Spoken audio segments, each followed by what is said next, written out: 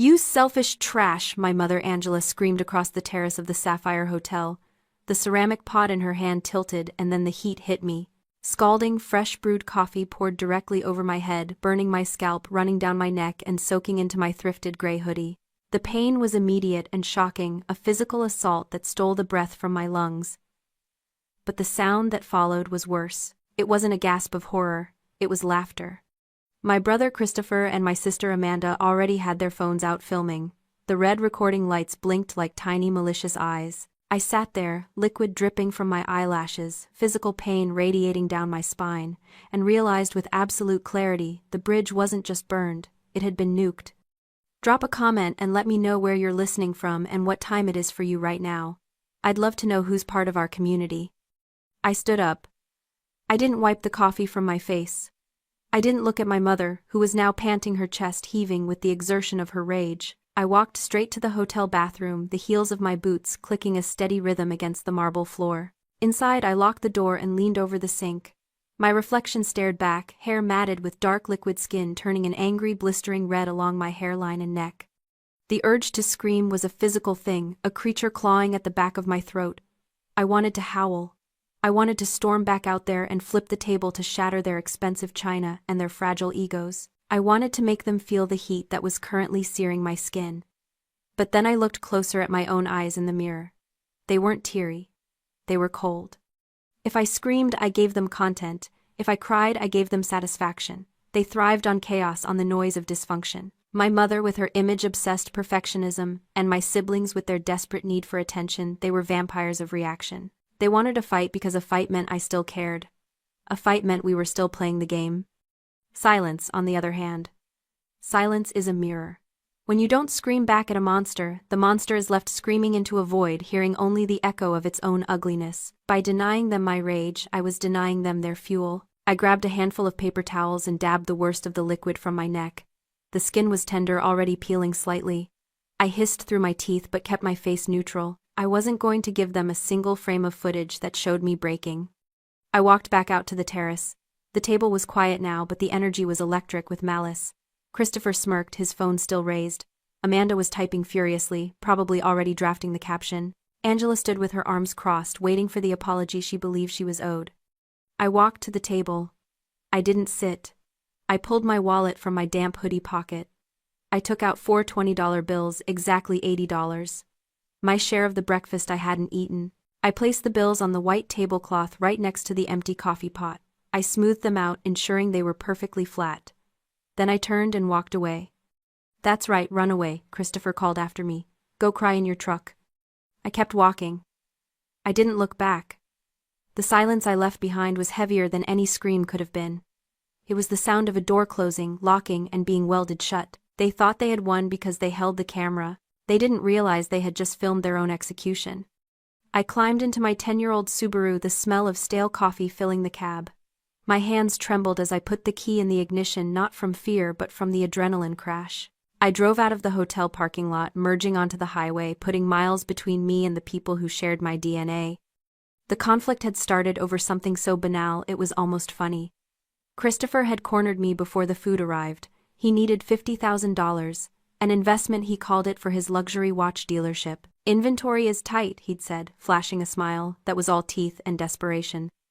"I just need a bridge loan." "You can put it on a credit card, Emma. You have good credit, right?" He didn't know I had sold my AI safety company SafeMine to Google DeepMind 3 weeks ago for $110 million.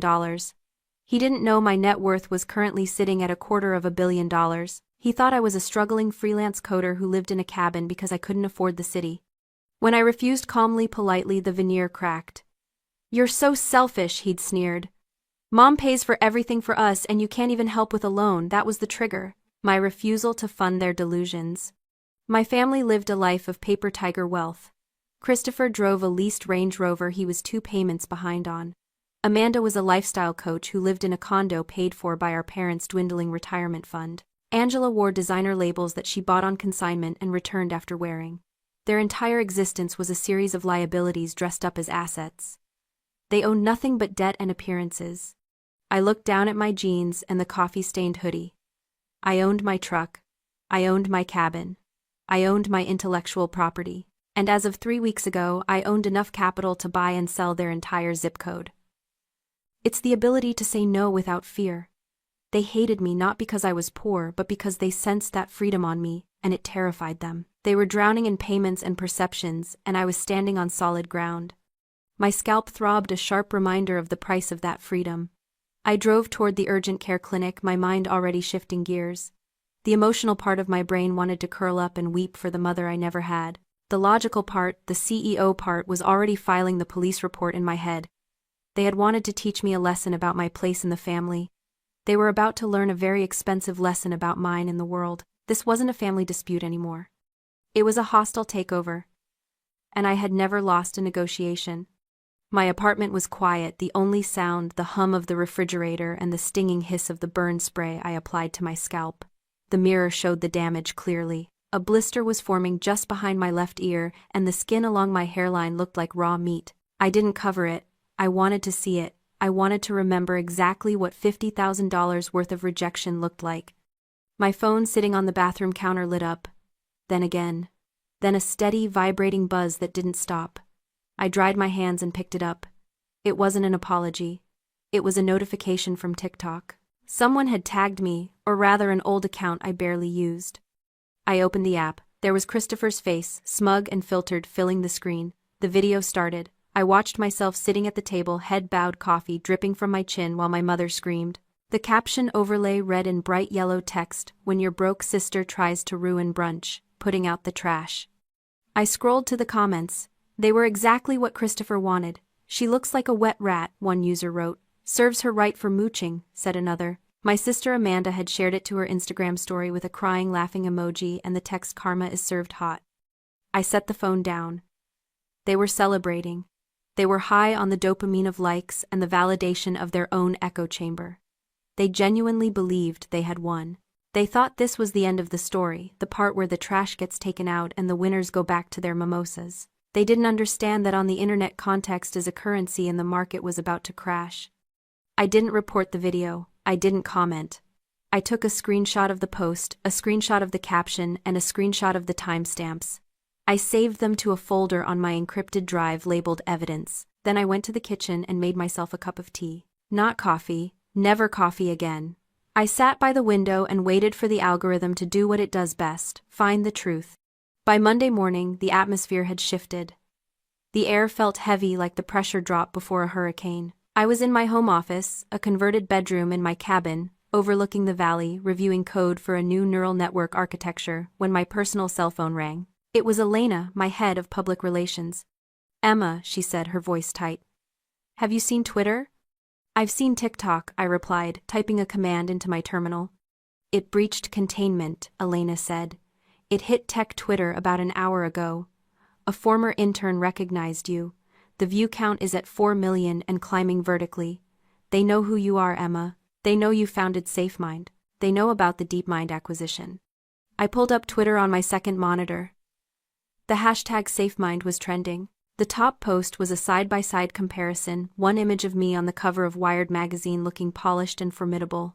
The other a blurry screenshot from Christopher's video of me soaked in coffee. The caption read, "This family just assaulted one of the most important women in AI, because she wouldn't loan them 50 grand. They have no idea she's worth 9 figures. The comments were a landslide of horror. "That's Angela Mercer," one user identified. "She's on the board of the Arts Council. Disgusting." Another user had already found Christopher's dealership. "This guy sells watches on commission and he's bullying a self-made multimillionaire. The math ain't mathing." "Do you want us to issue a takedown?" Elena asked.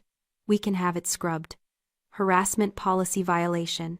It'll be gone in 10 minutes. "No," I said. My voice was calm, steady. "Leave it up." "Emma, it's humiliating." "It's not humiliating for me, Elena. It's illuminating for everyone else. Let it play. Let them see exactly who these people are." I hung up. The narrative had flipped. I wasn't the broke sister anymore. I was the underdog titan. The public didn't just see a family squabble. They saw a group of parasites attacking the host. I watched the retweet counter spin like a slot machine. The villain's escalation had just met the professional escalation. They wanted attention. I was going to give them the world.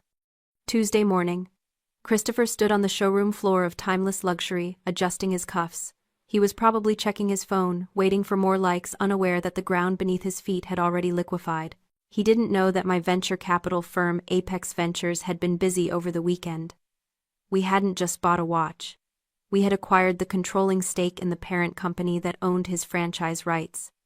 It was a small acquisition for us, a portfolio diversifier, but it gave me a very specific authority. His manager approached him holding an iPad. "Christopher, corporate wants a word. Zoom meeting. Now." Christopher probably thought he was getting a promotion. Or maybe a warning about social media usage. He didn't expect to see the regional director and a representative from HR on the screen. And he certainly didn't expect the third window to be blacked out labeled simply ownership. "Mr. Mercer," the director said, his voice clipped. "We have received thousands of complaints regarding a video you posted. Gross misconduct. Conduct damaging to the brand reputation. Hostile behavior."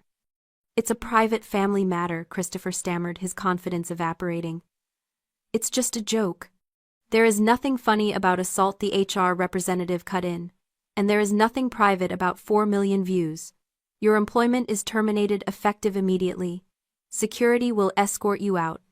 "You can't do this, my sister." "Your sister," I said, unmuting my microphone but leaving the camera off. My voice filled the room, amplified by the conference speakers. "Your sister is the majority shareholder of the holding company that signs your paychecks, Christopher, and she has a zero-tolerance policy for bullies." Silence. Absolute suffocating silence. "Pack your desk," I said, "and leave the demo watch. You can't afford it." I ended the call. One down. They came to my gate on Thursday. It was inevitable. When a narcissist loses control, they don't reflect, they attack. It is a psychological phenomenon known as narcissistic collapse. The facade crumbles, the grandiose self-image is punctured, and what spills out isn't remorse but pure, unadulterated rage. They cannot process shame, so they convert it into aggression. They have to destroy the mirror that showed them their true reflection. I watched them on the high-definition security monitors from the safety of my kitchen island. Angela's luxury sedan, leased of course, was idling aggressively at the iron gates of my estate. I had bought this property under an LLC 6 months ago. 20 acres of woodland, a modern glass fortress, completely invisible from the road. They must have paid a private investigator to find the address. Angela was leaning on the intercom buzzer, her face distorted by the camera lens. Christopher was pacing behind her, kicking at the gravel, looking like a man who hadn't slept since he lost his job. "Open this gate," Angela screamed. The audio was crisp, filtered through the high-end system. "You tricked us, you let us think you were poor, you liar." That was their narrative now. Not that they had burned me, but that I had deceived them. In their twisted logic, my success was a betrayal because I hadn't shared it. They felt entitled to the wealth they had mocked me for not having. "We know you're in there, Emma," Christopher yelled, leaning into the camera. "You owe me my job, you owe us." I pressed the talk button. "I didn't open the gate. You are trespassing on private property." "Trespassing," Angela shrieked, her voice cracking. "I am your mother, you have millions, millions, and you let me wear last season's coat, you let us struggle, you ungrateful, manipulative." "I am not your mother," I corrected, my voice flat and metallic through the speaker. "I am the selfish trash you poured coffee on. Remember?" "Open the gate, Emma. We need to talk about compensation. You embarrassed us globally. We are going to sue you for defamation." "Truth is an absolute defense against defamation, Angela. And the video you filmed is the only evidence I need." I glanced at the second monitor. A black SUV was pulling up the driveway behind their sedan, lights flashing silently. "Also, you should know that I have a restraining order pending based on the assault. The police arriving behind you are here to enforce it." On the screen, blue lights reflected off Angela's car. Christopher froze, his aggression evaporating instantly. Angela looked at the approaching officers, then back at the camera, her face crumbling from rage into fear. "Goodbye," I said. I cut the feed. The silence that followed was expensive. It was the silence of a high-end HVAC system of triple-paned glass of absolute safety. 2 weeks later, the dust had settled into a thick, permanent layer over my family's old life. Christopher was unemployable in the city. The viral video was the first thing that popped up when anyone Googled his name. Amanda had lost her sponsorship deals. Brands do not like influencers who laugh at assault.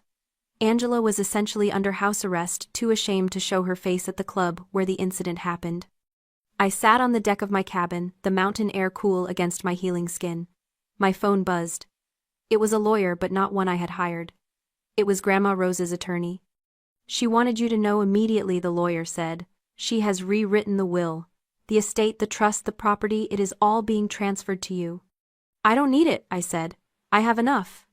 She knows, the lawyer replied. That is exactly what she said. She said, give it to Emma. She is the only one who didn't need it, which is why she is the only one who deserves it. I hung up. I looked out at the tree line. I didn't feel triumphant. I didn't feel giddy. I felt light. The weight of their expectations, their cruelty, their noise, it was all gone. I picked up my phone, opened the family group chat one last time, and pressed delete group. Then I whistled for my dog, climbed into my truck, and drove toward the horizon. The rearview mirror was empty, and the road ahead was entirely mine.